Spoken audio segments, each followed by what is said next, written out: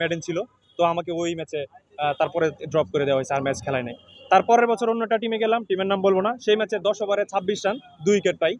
10 ওভারে 26 run 2 wicket, তারপরে পরের ম্যাচে আমাকে ড্রপ করে দেওয়া হয়েছে। কেন ড্রপ করে দেওয়া হয়েছে সেটা আমি জানা নাই।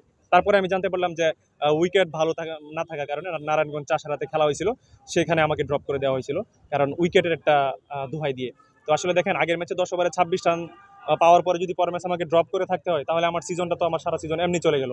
তো এই হচ্ছে আমার দুঃখের, মানে আমার কষ্টের কথা। তো আমি মনে করি যে আমার মতো এরকম কষ্ট যেন আর না হয়।